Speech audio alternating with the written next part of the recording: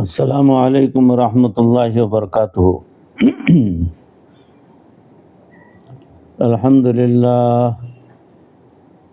للہ وکفا وسلام علی عبادہ الذین اصطفى والتقى والعفاف والغنى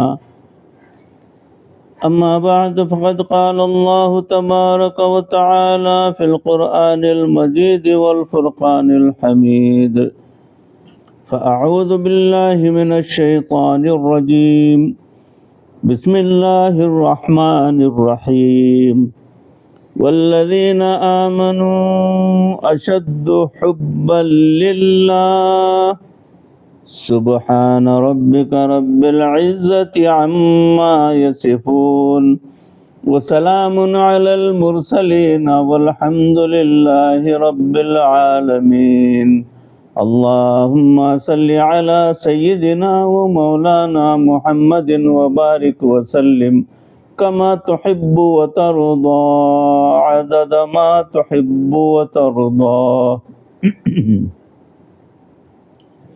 محترم ناظرین، حاضرین، سامعین، عزیزوں، بھائیوں، بزرگوں اور دوستوں، معزز خواتین، ہماری ماں بہنوں، تصوف کے عنوان سے جو بیانات کا سلسلہ چل رہا ہے اس میں موضوع چل رہا ہے محبت الہی کا مدار۔ اسی موضوع کی اگلی کڑی سماعت فرمایا پروردگار نے کہ تبارک اسم ربک، برکت والا نام ہے تمہارے رب کا۔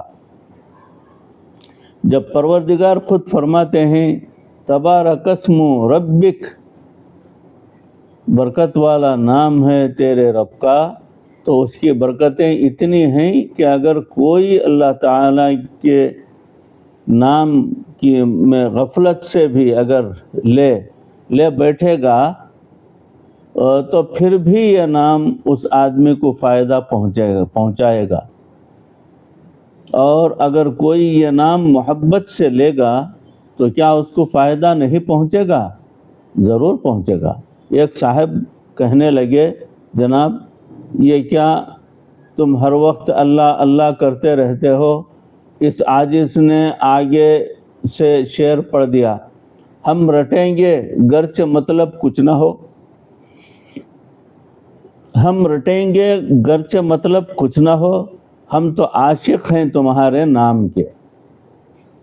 بھائیو، جب کسی سے محبت ہو تو اس کا نام لیتے ہوئے بھی منہ میں مٹھاس محسوس ہوتی ہے، اسی طرح اللہ کا نام لینے سے منہ میں شیرینی محسوس ہوتی ہے۔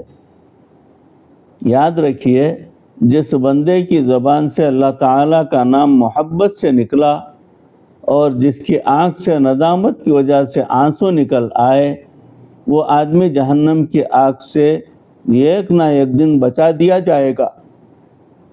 اس لیے جب زبان سے اللہ تعالیٰ کا نام نکلے تو اس کے نام کی برکت سے دعا مانگا کریں، اے اللہ میں آپ کے نام کی برکت سے یہ دعا مانگتا ہوں۔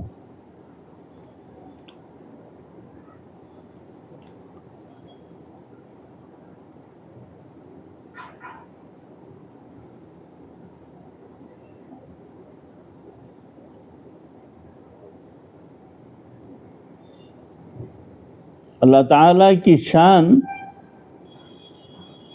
بہت عجیب، بہت نرالی ہے۔ اللہ کی شان کہ ایک بڑھیا کی وفات ہو گئی، کسی کو خواب میں ملی تو اس نے پوچھا سنائیں آگے کیا معاملہ ہوا؟ بڑھیا کہنے لگی میں اللہ رب العزت کے حضور پیش ہوئی، فرشتوں نے مجھ سے پوچھا کیا لائی ہو؟ میں رونے لگ گئی۔ میں نے کہا میں تو ساری زندگی در در کی ٹھوکریں کھاتی رہی، جدھر ہاتھ پھیلاتی تھی وہی کہتا تھا اللہ دے گا، اللہ دے گا۔ اب میں اللہ کے حضور آئی ہوں، میں تو ساری عمر سنتی رہی کہ اللہ دے گا، اور تم پوچھتے ہو کہ کیا لے کر آئی ہو، تو مجھے اللہ کب دے گا؟ میری یہ بات اللہ کو ایسی پسند آئی کہ اسی بات پر اللہ تعالیٰ نے میری مغفرت کر دی۔ ایک بندے کی جھونپڑی تھی، وہ سرکنڈے کی بنی ہوئی تھی۔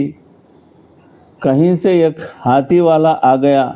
ہاتھی والے نے اس جھونپڑی والے سے کہا میں آپ سے دوستی کرنا چاہتا ہوں۔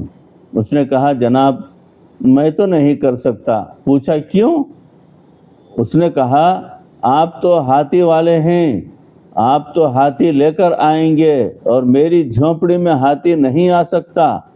تو میں یہ سن کر ہاتھی والا مسکرایا، میری یہ بات سن کر وہ ہاتھی والا مسکرایا اور کہنے لگا بس تم ہاں کر دو، میں تمہاری جھونپڑی کو بھی محل بنا دوں گا۔ جہاں ہاتھی آ جاتا ہے اور ہاتھی والا جھونپڑی والے کی زبان سے محبت کی ہاں سننے پر اس کی جھونپڑی کو محل بنا سکتا ہے، تو بالکل یہی معاملہ ہے کہ پروردگار نے قرآن پاک میں فرمایا اللہ ولی الذین آمنوا، اللہ دوست ہے ایمان والوں کا۔ ان کی مثال ہاتھی والے کی اور مومن کی مثال جھونپڑی والے کی ہے۔ اب اگر مومن ہاں کر دے کہ اللہ اگر آپ دوستی کرنا چاہتے ہیں تو ہم بھی اس دوستی پر لبیک کہتے ہیں، تو پروردگار ہماری جھونپڑی کو محل بنا دیجئے، محبت کے آداب سکھا کر ہمیں اپنی محبت کی نعمت خود عطا فرما دیجئے۔ یہ بڑوں کی طرف سے ہی محبت کا اشارہ ہے، نہ کہ فرما رہے ہیں اللہ ولی الذین آمنوا۔ جب اشارہ ہے تو ہم اس کے لیے حاضر ہیں۔ اے محبوب ہم آپ سے محبت کے لیے تیار ہیں، آپ ہمیں اپنی محبت میں شامل فرما لیجئے۔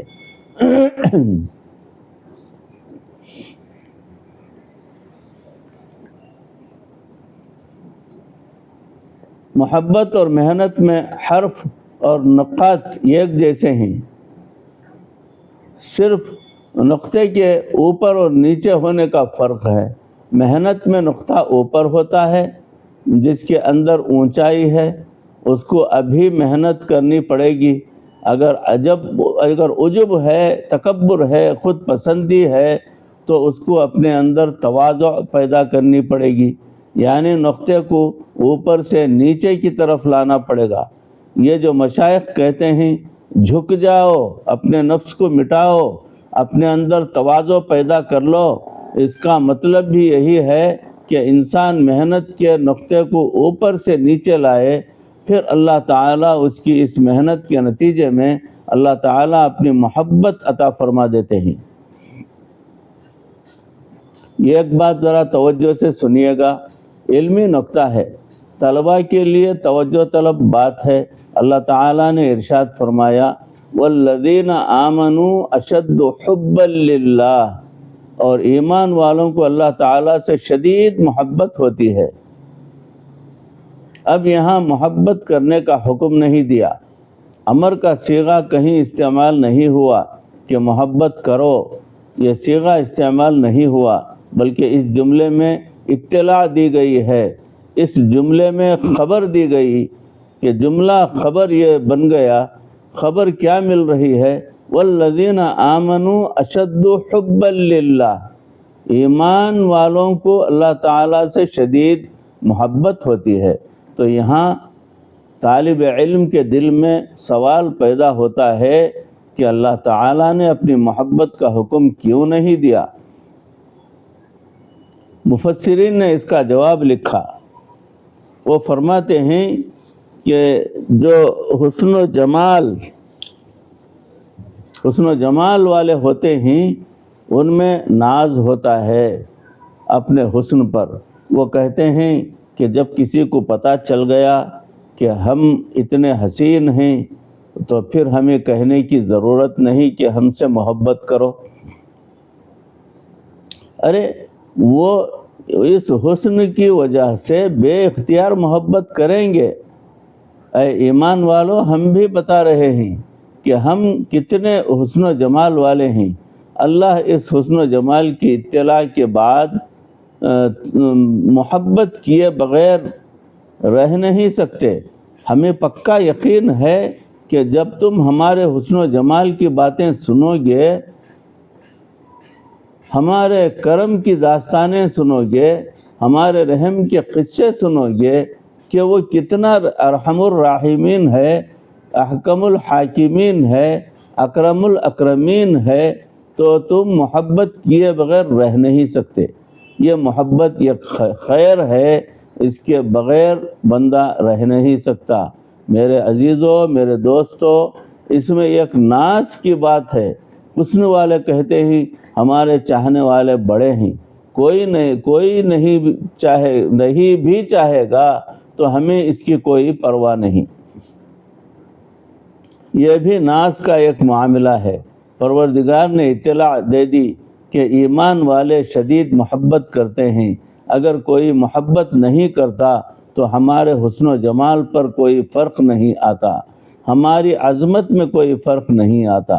یاد رکھیے ہمارے چاہنے والے بہت بڑے ہیں، یاد رکھیے ہمارے چاہنے والے بڑے ہیں، اللہ تعالیٰ سے محبت کرنے والے بڑے یوسف اور زلیخا ہیں، اس کو چاہنے والے بڑے لیلا اور مجنوں ہیں۔ یہ تو ہماری اپنی ضرورت ہے کہ ہم اللہ تعالیٰ سے محبت کرنے والوں میں شامل ہو جائیں۔ اللہ سے محبت کرنے والے کیسے کیسے دنیا میں گزرے، لاکھوں نہیں کروڑوں کی تعداد میں اس کو چاہنے والے اسے راتوں کی تنہائیوں میں پکارتے تھے۔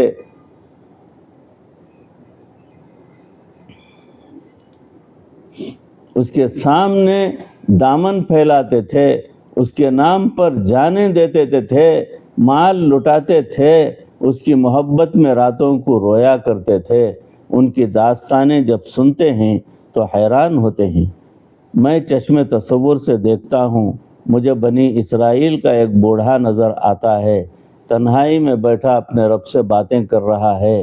اللہ موسیٰ کلیم اللہ نے بتایا ہے کہ تیری بیوی نہیں، تیرے بچے نہیں، اللہ تیری خدمت کرنے والا کوئی نہیں، میں تجھے دعوت دیتا ہوں، اے مالک آجا، میں آپ کی خدمت کروں گا، میں یہ دوں گا، میں وہ دوں گا۔ جب موسیٰ علیہ السلام نے سنا اور دیکھا تو انہوں نے تنبیہ کی کہ یہ تو اللہ تعالیٰ کی شان میں گستاخی ہے، اس طرح نہیں کہنا چاہیے۔ وہ بوڑھا ڈر گیا اور موسیٰ علیہ السلام چلے گئے۔ پھر اللہ تعالیٰ نے موسیٰ علیہ السلام پر وحی نازل فرمائی، اے موسیٰ، میں نے تو تمہیں اس لیے بھیجا تھا کہ تم لوگوں کو مجھ سے جوڑ دینا، اور تم نے تو بندے کو مجھ سے توڑ دیا ہے۔ اب ذرا سوچنے کی بات ہے کہ وہ بوڑھا ایسی باتیں کر رہا تھا جو اللہ تعالیٰ کی شان کے مناسب نہیں تھیں، محبت میں کہہ رہا تھا۔ اگر وہ باتیں بھی اللہ کو اچھی لگتی ہیں تو جو باتیں اللہ کی شان کے مطابق ہیں اگر وہ کوئی محبت سے کہے گا تو اللہ تعالیٰ کو وہ باتیں کتنی اچھی لگے گی۔ ایک عورت تھی، وہ تہجد کے بعد دعا مانگتی تھی، اللہ آپ کو مجھ سے محبت رکھنے کا واسطہ میرا یہ معاملہ یوں کر دیجئے۔ کسی نے کہا ایسے نہ کہو، بلکہ کہو اللہ مجھے آپ سے محبت رکھنے کا واسطہ۔ وہ کہنے لگی یہ کیسے ہو سکتا ہے؟ اگر اللہ کو مجھ سے محبت نہ ہوتی تو وہ مجھے یوں نہ جگاتا اور تجھے یوں ساری رات میٹھی نیند نہ سلاتا۔ وہ تو محبت والے ایسے تھے۔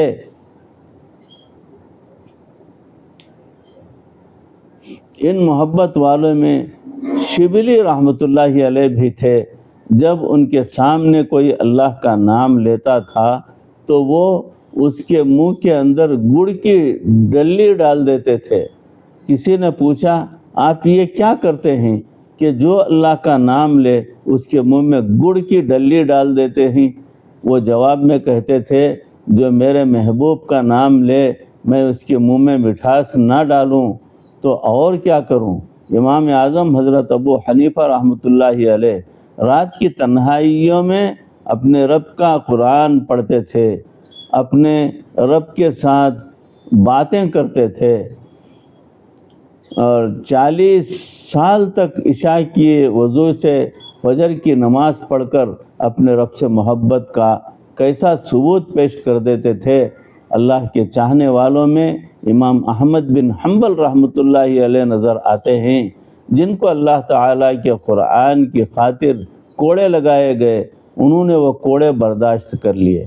ارے اللہ کے چاہنے والوں میں امام مالک رحمۃ اللہ علیہ نظر آتے ہیں، وقت کے حاکم نے ان کا منہ کالا کر دیا، مدینے میں پھرا دیا تاکہ ان کی بے عزتی ہو، لیکن وہ خود کہنے لگے جو جانتا ہے وہ جانتا ہے، اور جو نہیں جانتا وہ بھی جان لے کہ میں مالک بن انس ہوں اور مجھے دین کی خاطر یوں رسوا کیا جا رہا ہے۔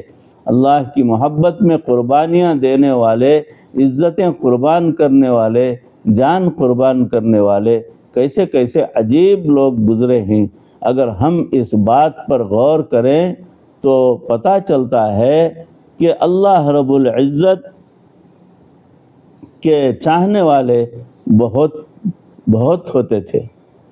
نبی اکرم صلی اللہ علیہ وسلم سے لے کر آج تک جتنے بھی مشائخ گزرے ہیں، ان میں سے ایک کے حالات زندگی پڑھیے، پھر پتہ چلے گا کہ ان کے دلوں میں اللہ تعالیٰ کی محبت کیسی تھی، ان کے دن اور راتیں کیسی تھیں۔ مشائخ نقشبند ایک ٹولہ ہے، ایک جماعت ہے، ایک قافلہ ہے جو اللہ کی محبت کے راستے پر چلتا رہتا ہے۔ بالآخر کتنے خوش نصیب تھے جو اس منزل پر پہنچ گئے۔ آج ہم انہی کے نقش قدم پر چلنے والے ہیں۔ اگر ہم بھی محبت کے اس راستے قدم پر اٹھاتے رہیں گے اور آگے بڑھتے رہیں گے تو یقیناً پروردگار عالم ہمیں بھی اپنی سچی اور پکی محبت عطا فرما دیں گے، اور ہمیں بھی انہی کے ساتھ قیامت کے دن واصل فرما دیں گے۔ اور اگر ہم پیچھے ہٹے ہیں تو میرے دوستو نقصان ہمارا اپنا ہی ہے، اس کے چاہنے والوں میں کوئی کمی نہیں آئے گی۔ عزیزو، بھائیو، بزرگوں، دوستو، موضوع چل رہا ہے، اسی موضوع کی اگلی کڑی انشاءاللہ اگلی نشست میں آپ کے روبرو پیش کرنے کی کوشش کروں گا۔ اللہ رب العزت ان کہی سنی باتوں پر اس عاجز کو بھی، آپ تمام کو بھی عمل کرنے کی توفیق عطا فرمائے۔ ہمارے دلوں میں بھی پروردگار کی پکی اور سچی محبت پیدا ہو جائے۔ اللہ سے لو لگانا جو ہے ہم کو سیکھنا پڑے گا، ہم کو اس کے اوپر محنت کرنی پڑے گی، راتوں کو اٹھ کر جاگنا پڑے گا۔ اے پروردگار، ہمیں راتوں کو اٹھا، ہمیں راتوں کو جگا کر تیری اپنی عبادت ہم سے کروا لے، اور اللہ ہم سے راضی ہو جا۔ اے اللہ، دنیا اور آخرت بہتر فرما، مرتے دم تک کسی کا محتاج نہ بنا، ایمان پر اور کلمے والی موت پر ہمارا خاتمہ فرما۔ ربنا تقبل منا انک انت السمیع العلیم وتب علینا انک انت التواب الرحیم۔ صلی وسلم علی حبیبک سیدنا و مولانا محمد و آلہ و صحابہ اجمعین برحمتک یا ارحم الراحمین والحمد للہ رب العالمین۔ السلام علیکم ورحمۃ اللہ وبرکاتہ۔